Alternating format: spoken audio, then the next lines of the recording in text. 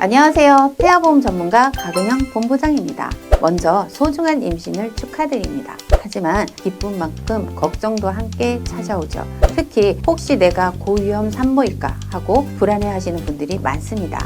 오늘은 그 궁금증을 풀어드리고 정부에서 받을 수 있는 지원까지 꼼꼼히 알려드릴게요. 영상이 도움이 된다면 구독, 좋아요 눌러주세요.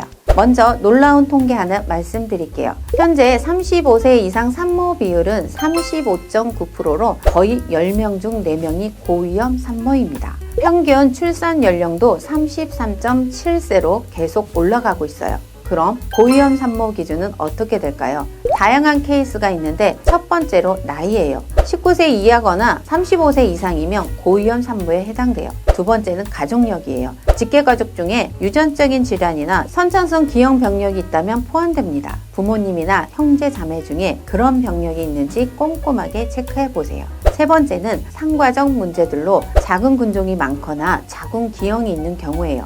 다음으로 내과적인 질환이 있는 분들입니다. 당뇨병, 고혈압, 심장질환, 갑상선 질환 등 이런 질환을 가지고 계시다면 고위험 산모예요. 생각보다 많은 분들이 해당되실 거예요. 그래서 정부에서도 이런 고위험 산모들을 위한 지원 사업을 운영하고 있습니다. 여기서 꼭 아셔야 하는 변화가 있는데 바로 소득 기준 폐지입니다. 지금은 소득과 상관없이 지원 기준에 해당한다면 모두 의료비 지원을 받을 수 있습니다. 그럼 어떤 경우에 지원받을 수 있는지 구체적으로 알아볼게요. 보장 기준을 보면 고위험 산모의 모든 케이스를 보장하진 않습니다.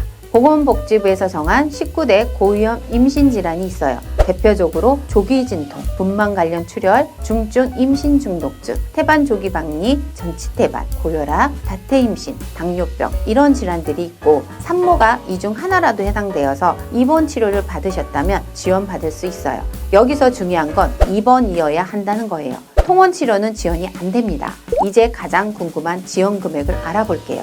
산모가 19대 임신질환으로 입원 치료를 받는다면 입원 치료비 중에서 급여 치료준 전액 본인 부담금 항목 그리고 비급여 진료의 90%를 지원해줘요. 1인당 최대 300만 원까지 지원금이 나오고 여러 질환이 동시에 있거나 쌍둥이를 임신해도 한도는 동일합니다. 지원이 제외되는 항목도 알아야겠죠. 병실 입원료, 환자 특시, 보호자 식대 같이 의료 비용이 아닌 항목은 제외됩니다. 신청 기간은 분만일로부터 6개월 이내 신청하셔야 합니다. 이 시기를 놓치면 안 돼요. 신청 방법은 두 가지 있습니다. 산모의 주민등록지 관할 보건소에 직접 가거나 온라인으로 이 보건소 공공보건 포털을 이용하면 됩니다. 필요한 서류는 사이트에 자세히 기재되어 있는데 주의할 점은 진단서에 반드시 19대 임신질환에 해당하는 질병 코드가 들어가야 합니다. 그리고 입원 치료 시 발생하는 의료비를 일부 지원하기 때문에 입원 치료가 아니라면 받을 수 없다는 점 중요해요.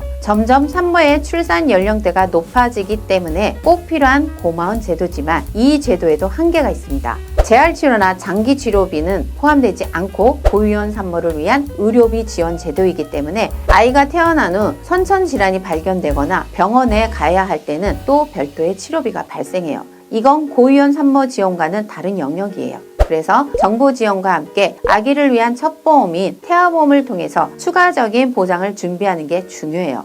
아이 키우다 보면 부담이 크잖아요. 태아보험은 절대 과하게 들 필요가 없고 최소한의 보험료로 성장 시기 필요한 보장들로 채워 넣으시면 됩니다. 병원에 갈 일 없이 순산하시길 바라지만 혹시라도 고위험 산모에 해당되어서 19대 질환으로 입원 치료를 받게 되면 꼭 정부 지원 혜택을 이용하시길 바랍니다. 20년 경력의 전문가로서 두 아이를 키운 엄마로서 언제나 여러분의 안전한 출산과 육아를 위해 함께 하겠습니다. 오늘 영상이 도움이 되셨다면 좋아요, 구독 부탁드려요. 감사합니다. 본 광고는 심의 기준을 준수하였으며 유효기간은 심의일로부터 1년입니다.